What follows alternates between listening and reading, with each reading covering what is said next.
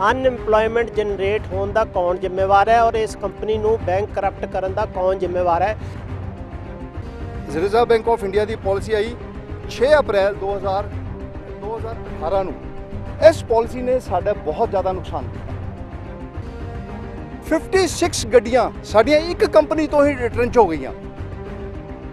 ਇਹੋ ਜਿਹੀ ਚੀਟਿੰਗ ਕੀਤੀ ਕਿ ਇਹਨਾਂ ਨੇ ਇੱਕ ਪਾਸੇ ਸਾਡੀਆਂ ਗੱਡੀਆਂ ਨੂੰ ਆਪਣਾ ਨਾਮ ਦੇ ਕੇ CMS ਦਾ ਨਾਮ ਦੇ ਕੇ ਇਹਨਾਂ ਨੂੰ ਇਸਤੇਮਾਲ ਕੀਤਾ। ਜੇ MNC ਨੂੰ ਹੀ ਤੁਸੀਂ ਕੰਟਰੈਕਟ ਦੇਤੇ ਨੇ ਤੇ ਫਿਰ ਆਤਮ ਨਿਰਭਰ ਤਾਂ ਤੁਸੀਂ ਹੋ ਨਹੀਂ ਸਕਦੇ। ਕੁਝ ਜਵਾਨ ਤੇ ਇੰਨੇ ਡਿਪਰੈਸ ਹੋ ਗਏ ਨੇ, ਕਹਿੰਦੇ ਅਸੀਂ ਸੁਸਾਈਡ ਕਰ ਲਾਂਗੇ, ਸਾਡੇ ਕੋਲ ਕੰਮ ਨਹੀਂ ਹੈਗਾ। ਇੱਕ ਆਪਸ਼ਨ ਹੈ ਜੀ, ਜਾਂ ਤਾਂ ਕਿ ਆਤਮ ਹੱਤਿਆ ਕਰ ਲਈਏ ਜੀ। ਅਸੀਂ ਪਰਿਵਾਰ ਸਮੇਤ ਜਾਈਏ ਕਿੱਥੇ, ਸੜਕਾਂ ਤੇ ਉਤਰਾਂਗੇ ਜਾਂ ਖੁਦਕੁਸ਼ੀ ਕਰਾਂਗੇ। ਜਿਹੜਾ ਕੰਮ ਅਸੀਂ ਕਰ ਸਕਦੇ ਸੀ 1 ਰੁਪਏ ਦੇ ਵਿੱਚ, ਉਹ ਕਰ ਰਹੇ ਨੇ 2-2, 2.5 ਰੁਪਏ ਦੇ ਉੱਤੇ ਵੀ ਕੰਮ ਕਰ ਰਹੇ ਹੈਗੇ। More to an extent 3 times ਦਾ ਰੇਟ।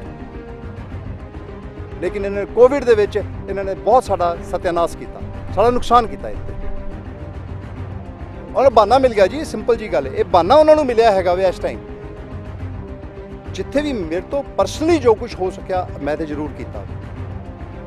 ਕਿ ਹਾਈ ਕੋਰਟ ਦਿੱਲੀ ਦੇ ਵਿੱਚ ਵੀ ਇਹ ਕੇਸ ਪੁਰਾਣਾ ਚੱਲ ਰਿਹਾ ਹੈਗਾ ਵੇ, ਉਹਦੀ ਕੋਈ ਅਜੇ ਸੁਣਾਈ ਨਹੀਂ ਪੂਰੀ ਹੋ ਰਹੀ ਹੈ। ਪ੍ਰੋਬਲਮ ਇਹ ਮੰਥਲੀ ਨੈਸ਼ਨਲ ਕੰਪਨੀ ਦੀ ਹੈਗੀ ਸੀ, ਇਹ ਬੜੀ ਪੁਰਾਣੀ ਹੈਗੀ, ਸਾਲ 1.5 ਸਾਲ ਪਾਲਿਸੀ ਰੋਂਗ ਪਾਲਿਸੀ ਦੇ ਕਾਰਨ ਹੈਗੀ। ਮਲਟੀਨੈਸ਼ਨਲ ਕੰਪਨੀ ਨੇ ਸਾਡੇ ਨੂੰ ਇਲ ਟ੍ਰੀਟ ਕੀਤਾ ਔਰ ਮਿਸ ਟ੍ਰੀਟ ਕੀਤਾ ਹੈਗਾ। ਹੁਣ ਸਾਨੂੰ ਕੱਢ ਦਿੱਤਾ। ਹੁਣ ਹੋ ਸਕਦਾ ਹੈਗਾ ਕਿ ਉਹ ਵੱਡੇ ਹੋਰ ਲੋਨ ਨੂੰ ਲੈ ਕੇ ਆਪਣੀਆਂ ਗੱਡੀਆਂ ਪਾ ਦੇਣ ਉਹਦੇ ਵਿੱਚ। ਸਾਨੂੰ ਕੋਈ ਤਨਖਾਹ ਨਹੀਂ ਮਿਲ ਰਹੀ, ਜਿਹੜਾ ਕੰਪਨੀ ਨੂੰ ਪਿੱਛੋਂ ਪੈਸਾ ਮਿਲਦਾ ਉਹ ਬਲੋਕ ਹੋ ਗਿਆ।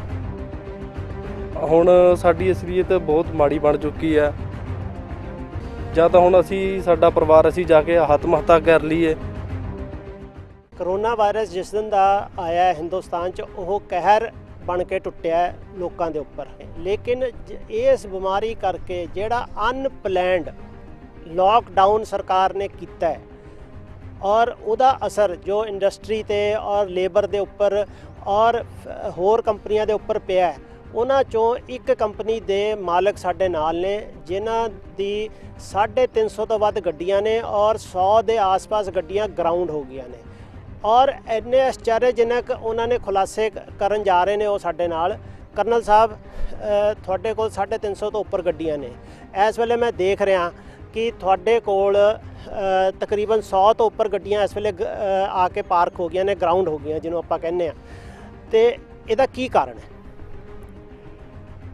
ਸਰ, ਫਸਟਲੀ ਆ ਕੋਵਿਡ ਦੇ ਕਾਰਨ ਜੋ ਸਮੱਸਿਆ ਆਈ ਪੂਰੇ ਦੇਸ਼ ਦੇ ਸਾਹਮਣੇ ਔਰ ਸਾਰਿਆਂ ਦੇ ਸਾਹਮਣੇ, ਉਹ ਇੱਕ ਗੱਲ ਹੈਗੀ। ਲੇਕਿਨ ਕੋਵਿਡ ਤੋਂ ਪਹਿਲਾਂ ਇੱਕ ਹੋਰ ਕਾਰਵਾਈ ਹੋ ਚੁੱਕੀ ਸੀ, ਜਿਹੜਾ ਕਿ ਅਸੀਂ 2018 ਦੇ ਵਿੱਚ ਇਹ ਸ਼ੋਰ ਮਚਾ ਰਹੇ ਸੀ ਕਿ ਇਹ ਪਾਲਿਸੀ ਹੀ ਗਲਤ ਹੈਗੀ ਹੈ ਕਿ ਜਿੱਥੇ ਕਿ ਫੋਰਨ ਕੰਪਨੀਜ਼ ਨੂੰ ਬੈਂਕਸ ਜਿਹੜੇ ਹੈਗੇ ਨੇ ਉਹ ਉਹਨਾਂ ਨੂੰ ਕੰਮ ਦੇ ਰਹੇ ਨੇ ਔਰ ਇੰਨਾ ਕੰਮ ਦੇ ਰਹੇ ਹੈਗੇ ਨੇ ਕਿ ਉਹ ਜਿਹੜਾ ਕੰਮ ਅਸੀਂ ਕਰ ਸਕਦੇ ਸੀ 1 ਰੁਪਏ ਦੇ ਵਿੱਚ, ਉਹ ਕਰ ਰਹੇ ਨੇ 2-2, 2.5 ਰੁਪਏ ਦੇ ਉੱਤੇ ਵੀ ਕੰਮ ਕਰ ਰਹੇ ਹੈਗੇ ਨੇ। More to an extent 3 times ਦਾ ਰੇਟ। ਹੁਣ ਆ ਕੋਵਿਡ ਸਿਚੁਏਸ਼ਨ ਦੇ ਦੌਰਾਨ ਉਹ ਰਿਜ਼ਰਵ ਬੈਂਕ ਆਫ ਇੰਡੀਆ ਦੀ ਜਿਹੜੀ ਪਾਲਿਸੀ ਹੈਗੀ ਸੀ, ਉਸ ਬੇਸਿਸ ਦੇ ਵਿੱਚ ਸਡਨਲੀ ਜਿਹੜੀਆਂ ਫੋਰਨ ਕੰਪਨੀ ਸੀ ਜਿਨ੍ਹਾਂ ਨਾਲ ਅਸੀਂ ਸਬ ਕੰਟਰੈਕਟ ਦਾ ਕੰਮ ਕਰ ਰਹੇ ਸੀ, ਉਹਨਾਂ ਨੇ ਸਬ ਕੰਟਰੈਕਟ ਸਾਡੇ ਤੋੜ ਦਿੱਤੇ ਔਰ ਇਹੋ ਜਿਹੇ ਕੰਟਰੈਕਟ ਤੋੜੇ ਜਦ ਕਿ ਸਾਡੇ ਨਾਲ ਕੰਟਰੈਕਟ ਕੀਤਾ 7 ਈਅਰਸ ਤੱਕ ਕੰਟਰੈਕਟ ਕਰਾਂਗੇ ਅਸੀਂ, 7 ਈਅਰਸ ਤੱਕ ਗੱਡੀਆਂ ਚਾਹੀਦੀਆਂ ਨੇ।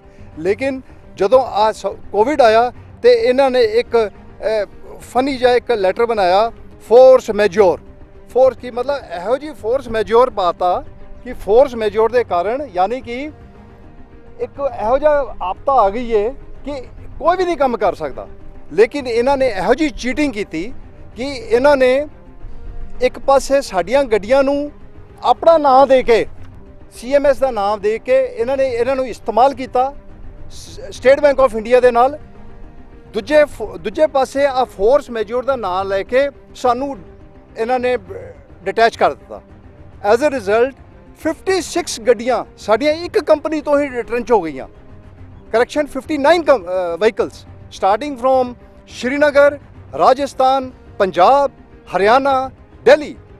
ਐਜ਼ ਅ ਰਿਜ਼ਲਟ ਅੱਜ ਜਦੋਂ ਹੁਣ ਸਾਰੇ ਗੱਡੀਆਂ ਸਾਡੀਆਂ ਰਿਟਰੰਚ ਹੋ ਗਈਆਂ 1 ਅਪ੍ਰੈਲ ਦੇ ਬਾਅਦ, ਇਹਨਾਂ ਨੇ ਆਖਿਆ ਕਿ ਇਹ ਗੱਡੀਆਂ ਹੁਣ ਸਾਨੂੰ ਨਹੀਂ ਚਾਹੀਦੀਆਂ। ਫੋਰਸ ਮੈਜੋਰ ਕੋਈ ਇਹੋ ਜਿਹੀ ਇਹੋ ਜਿਹੀ ਇੱਕ ਨੈਚੁਰਲ ਡਿਸਾਸਟਰ ਹੋ ਗਿਆ ਵੇ ਕਿ ਹੁਣ ਕੰਮ ਹੀ ਨਹੀਂ ਹੋ ਸਕਦਾ।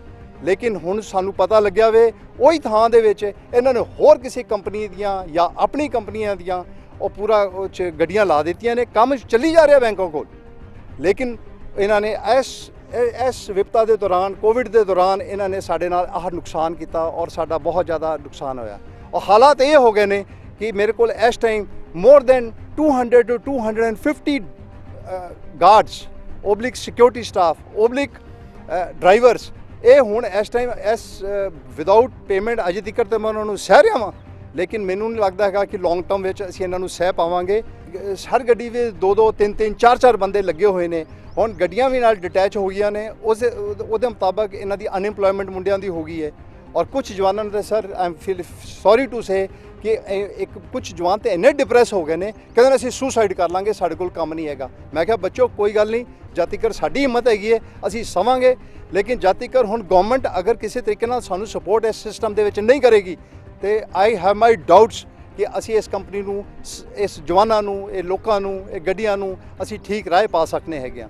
We are suffering a huge loss just because of a wrong policy which started before COVID instructions. Colonel ਸਾਹਿਬ ਇਹ ਦੱਸੋ ਵੀ ਹਿੰਦੁਸਤਾਨ 'ਚ ਤੁਹਾਡੇ ਵਰਗੀਆਂ ਕਿੰਨੀਆਂ ਕੰਪਨੀਆਂ ਹੋਣਗੀਆਂ ਜਿਨ੍ਹਾਂ ਦੀ ਇੰਨੀਆਂ ਗੱਡੀਆਂ ਇੱਕਦਮ ਉਹਨਾਂ ਨੇ ਗਰਾਊਂਡ ਕਰਤੀਆਂ ਜਾਂ ਉਹਨਾਂ ਨੇ ਡਿਟੈਚ ਕਰਤੀਆਂ ਜਾਂ ਉਹਨਾਂ ਨੇ ਆਪਣੇ ਕੋਲੋਂ ਵਨ ਸਾਈਡਡ ਕੰਟਰੈਕਟ ਤੋੜਤਾ?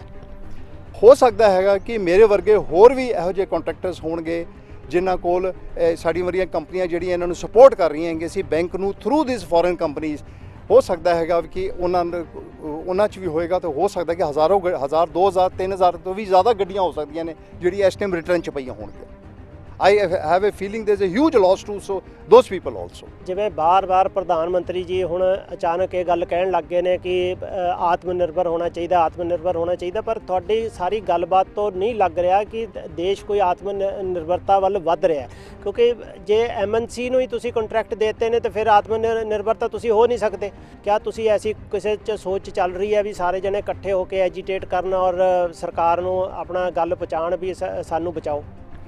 ਸਰ ਆ ਕੋਵਿਡ ਸਿਚੁਏਸ਼ਨ ਦੇ ਦੌਰਾਨ ਮੈਂ ਫਾਈਨੈਂਸ ਮਿਨਿਸਟਰ ਨੂੰ ਵੀ ਲਿਖਿਆ ਵੇ, ਮੈਂ MSME ਨੂੰ ਵੀ ਲਿਖਿਆ ਵੇ, ਮੈਂ ਚੀਫ ਮਿਨਿਸਟਰ ਪੰਜਾਬ ਨੂੰ ਵੀ ਲਿਖਿਆ ਹੈਗਾ ਵੇ। ਮੈਂ ਜਿੱਥੇ ਵੀ ਮੇਰੇ ਤੋਂ ਪਰਸਨਲੀ ਜੋ ਕੁਝ ਹੋ ਸਕਿਆ ਮੈਂ ਤਾਂ ਜ਼ਰੂਰ ਕੀਤਾ ਵੇ। ਲੇਕਿਨ ਜਦ ਹੁਣ ਕੋਵਿਡ ਸਿਚੁਏਸ਼ਨ ਇਹ ਕਲੀਅਰ ਹੋਏਗੀ, ਇਹਦੇ ਇਲਾਵਾ ਵੈਸੇ ਜਸਟ ਫॉर ਇਨਫੋਰਮੇਸ਼ਨ ਕਿ ਹਾਈ ਕੋਰਟ ਦਿੱਲੀ ਦੇ ਵਿੱਚ ਵੀ ਇਹ ਕੇਸ ਪੁਰਾਣਾ ਚੱਲ ਰਿਹਾ ਹੈਗਾ ਵੇ, ਉਹਦੀ ਕੋਈ ਅਜੇ ਸੁਣਾਈ ਨਹੀਂ ਪੂਰੀ ਹੋ ਰਹੀ ਹੈ।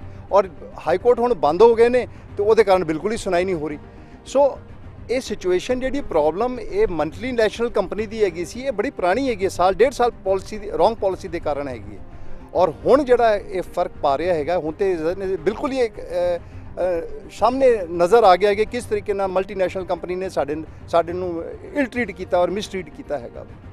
ਸੋ I feel it is a very dangerous situation. ਔਰ ਬਹਾਨਾ ਮਿਲ ਗਿਆ ਜੀ, ਸਿੰਪਲ ਜੀ ਗੱਲ ਹੈ, ਇਹ ਬਹਾਨਾ ਉਹਨਾਂ ਨੂੰ ਮਿਲਿਆ ਹੈਗਾ ਵੇ ਇਸ ਟਾਈਮ ਕਿ ਉਸ ਟਾਈਮ ਦੇ ਵਿੱਚ ਸਾਨੂੰ ਆਪਣਾ ਉਸ ਟਾਈਮ ਉਹਨਾਂ ਨੇ ਕੰਟਰੈਕਟ ਲੈ ਲਿਆ ਵੱਡੇ, ਉਹਦੇ ਬਾਅਦ ਸਾਨੂੰ ਸਬ ਕੰਟਰੈਕਟਰ ਬਣਾ ਦਿੱਤਾ ਉਸ ਪਾਲਿਸੀ ਦੇ ਨਾਲ। ਹੁਣ ਸਾਨੂੰ ਕੱਢ ਦਿੱਤਾ। ਹੁਣ ਹੋ ਸਕਦਾ ਹੈਗਾ ਕਿ ਉਹ ਵੱਡੇ ਹੋਰ ਲੋਨ ਨੂੰ ਲੈ ਕੇ ਆਪਣੀਆਂ ਗੱਡੀਆਂ ਪਾ ਦੇਣ ਉਹਦੇ ਵਿੱਚ।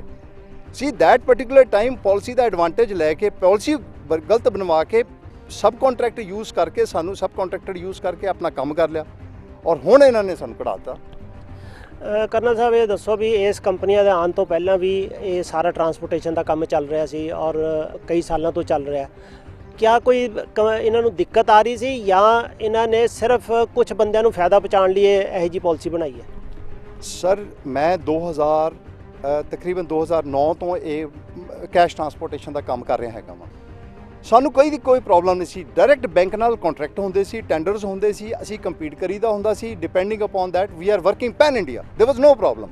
But moment this Reserve Bank of India ਦੀ ਜਿਹੜੀ ਆ ਪਾਲਿਸੀ ਆਈ, ਰਿਜ਼ਰਵ ਬੈਂਕ ਆਫ ਇੰਡੀਆ ਦੀ ਪਾਲਿਸੀ ਆਈ 6 ਅਪ੍ਰੈਲ 2018 ਨੂੰ।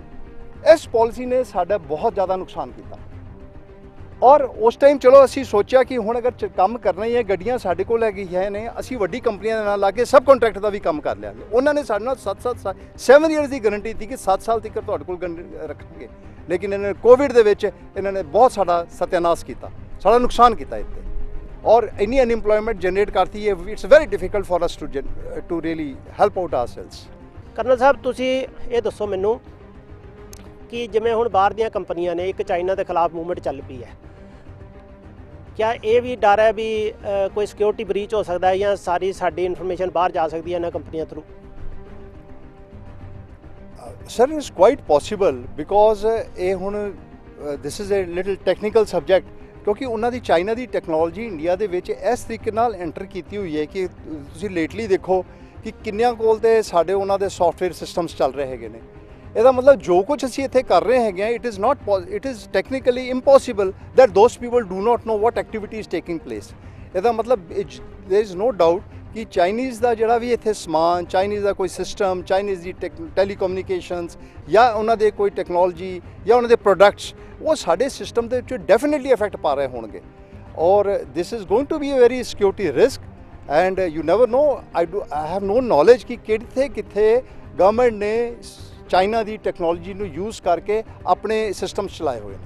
ਆਈ ਹੈਵ ਨੋ ਨੌਲੇਜ ਦੈਟ। ਅਸੀਂ ਕੁਝ ਇਹਨਾਂ ਦੇ ਗਾਰਡਸ ਨਾਲ ਗੱਲ ਕਰਦੇ ਹਾਂ ਵੀ ਜਿਹੜੇ ਕਿ ਅਨਇੰਪਲੋਇਡ ਹੋ ਗਏ ਨੇ ਇਹਨਾਂ ਗੱਡੀਆਂ ਦੇ ਆਉਣ ਨਾਲ, ਉਹਨਾਂ ਦੇ ਉੱਪਰ ਕੀ ਬੀਤ ਰਹੀ ਹੈ ਔਰ ਅੱਗੇ ਉਹ ਆਪਣੇ ਭਵਿੱਖ ਬਾਰੇ ਕੀ ਸੋਚ ਰਹੇ ਨੇ। ਕਿ ਸਾਡੀ 31 ਮਾਰਚ ਨੂੰ ਕੰਪਨੀ ਨੇ ਗੱਡੀ ਬੰਦ ਕਰ ਦਿੱਤੀ ਹੈ ਤੇ ਸਾਨੂੰ ਅਪ੍ਰੈਲ ਤੱਕ ਜੋ ਕਿ ਤਨਖਾਹ ਦਿੱਤੀ ਹੈ, ਕੰਪਨੀ ਨੇ ਸਾਨੂੰ ਜਿੰਨਾ ਹੋ ਸਕੇ ਬਹੁਤ ਮਦਦ ਕੀਤੀ ਹੈ।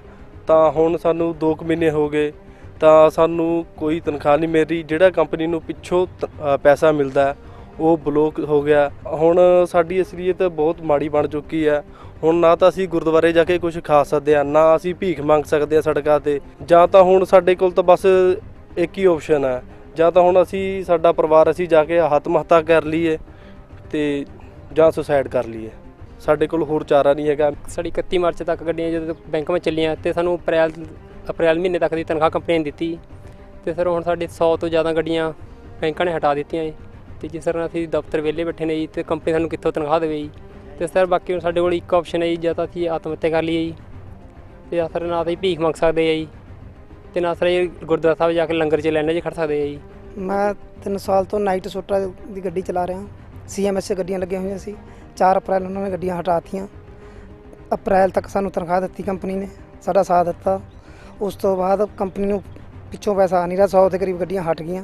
ਅਸੀਂ ਬੇਰੁਜ਼ਗਾਰ ਹੋ ਗਏ ਸਾਰੇ, ਤੇ ਸਾਨੂੰ ਕੰਪਨੀ ਨੇ ਹੁਣ ਤੱਕ ਸਹਿਯੋਗ ਪੂਰਾ ਦਿੱਤਾ ਹੈ। ਜੇ ਸਾਡੀਆਂ ਗੱਡੀਆਂ ਚੱਲਣਗੀਆਂ ਤਾਂ ਸਾਨੂੰ ਵੀ ਫਾਇਦਾ ਹੋਏਗਾ ਤੇ ਕੰਪਨੀ ਨੂੰ ਵੀ ਫਾਇਦਾ ਹੋਏਗਾ। ਇਹਦੇ ਨਾਲ ਸਾਨੂੰ ਦੋਨਾਂ ਨੂੰ ਮਾਰ ਪੈ ਰਹੀ ਹੈ, ਸੋਟਾ ਨੂੰ ਵੀ ਤੇ ਡਰਾਈਵਰਾਂ ਨੂੰ ਵੀ। ਅਸੀਂ ਪਰਿਵਾਰ ਸਮੇਤ ਜਾਈਏ ਕਿੱਥੇ, ਸੜਕਾਂ 'ਤੇ ਉਤਰਾਂਗੇ ਜਾਂ ਖੁਦਕੁਸ਼ੀ ਕਰਾਂਗੇ। ਆਹ ਜਿਹੜੀਆਂ ਗੱਡੀਆਂ ਨੇ ਇੱਧਰ ਤੁਹਾਨੂੰ ਮੈਂ ਦਿਖਾਣਾ ਵੀ ਕਿਸ ਤਰੀਕੇ ਇਹ ਗੱਡੀਆਂ ਆ ਕੇ ਖੜੀਆਂ ਹੋਈਆਂ ਨੇ ਔਰ ਖੜੇ ਹੋਣ ਤੋਂ ਬਾਅਦ ਇਹਨਾਂ ਦੇ ਝਾੜ ਉੱਗਣੇ ਸ਼ੁਰੂ ਹੋ ਗਏ ਨੇ। ਆਹ ਦੇਖੋ 2 ਮਹੀਨਿਆਂ 'ਚ ਝਾੜ ਉੱਗਿਆ ਹੈ, ਬਰਸਾਤਾਂ ਦਾ ਮੌਸਮ ਹੈ ਔਰ ਇਹ ਝਾੜ ਉੱਗਣਾ ਸ਼ੁਰੂ ਹੋ ਗਿਆ ਹੈ ਔਰ ਇਹ ਤੁਸੀਂ ਦੇਖ ਸਕਦੇ ਹੋ ਕਿਵੇਂ ਜੰਗ ਲੱਗਣਾ ਸ਼ੁਰੂ ਹੋ ਗਿਆ ਹੈ। ਆਹ ਗੱਡੀਆਂ ਨੇ ਹੌਲੀ ਹੌਲੀ ਕਰਕੇ ਇਹ ਸਾਰੀ 5 ਤੋਂ 6 ਕਰੋੜ ਰੁਪਏ ਦੀ ਗੱਡੀਆਂ ਬੇਕਾਰ ਹੋ ਜਾਣਗੀਆਂ। ਗੱਡੀਆਂ ਤਾਂ ਬੇਕਾਰ ਹੋਣਗੀਆਂ, ਇਹ ਜਿਹੜੀ ਕੰਪਨੀ ਹੈ ਉਹ ਬੈਂਕਰਪਟ ਹੋ ਜਾਏਗੀ ਹੌਲੀ ਹੌਲੀ ਕਰਕੇ। ਔਰ ਜਿਹੜੀ ਅਨਇੰਪਲੋਇਮੈਂਟ ਜਨਰੇਟ ਹੋਏਗੀ ਉਹਦਾ ਕੌਣ ਜ਼ਿੰਮੇਵਾਰ ਹੈ? ਅਨਇੰਪਲੋਇਮੈਂਟ ਜਨਰੇਟ ਹੋਣ ਦਾ ਕੌਣ ਜ਼ਿੰਮੇਵਾਰ ਹੈ ਔਰ ਇਸ ਕੰਪਨੀ ਨੂੰ ਬੈਂਕ ਕਰਪਟ ਕਰਨ ਦਾ ਕੌਣ ਜ਼ਿੰਮੇਵਾਰ ਹੈ? ਇਹ ਬਹੁਤ ਵੱਡਾ ਇੱਕ ਸਵਾਲ ਹੈ। ਔਰ ਇਸ ਵਰਗੀਆਂ ਹੋਰ ਕਈ ਕੰਪਨੀਆਂ ਹੋਣਗੀਆਂ ਹਿੰਦੁਸਤਾਨ 'ਚ ਜਿਹੜੀਆਂ ਕਿ ਬੈਂਕ ਕਰਪਟ ਹੋਣ ਦੇ ਕਗਾਰ ਤੇ ਪਹੁੰਚ ਜਾਣਗੀਆਂ ਅਗਲੇ ਮਹੀਨੇ 2 ਮਹੀਨੇ ਦੇ ਵਿੱਚ। ਜੇ ਇਸੇ ਤਰ੍ਹਾਂ ਹਿੰਦੁਸਤਾਨ 'ਚ ਕੰਪਨੀਆਂ ਬੈਂਕ ਕਰਪਟ ਹੋ ਗਈਆਂ ਤੇ ਬਹੁਤ ਭਾਰੀ ਦਿੱਕਤ ਹੋ ਜਾਏਗੀ ਔਰ ਇੰਡੀਆ ਨੂੰ ਰਿਵਾਈਵ ਕਰਨਾ ਹੀ ਬਹੁਤ ਮੁਸ਼ਕਲ ਹੋਏਗਾ। ਰਮਨੀਕ ਮੂੰਗਿਆ, ਨੈਸ਼ਨਲ ਬਜ਼ ਲਈ, ਮੋਹਾਲੀ ਤੋਂ। नेशनल बज़ पर लेटेस्ट न्यूज और एंटरटेनमेंट वीडियोस देखने के लिए सब्सक्राइब करें, लाइक करें, कमेंट करें और शेयर करें। Thanks for watching.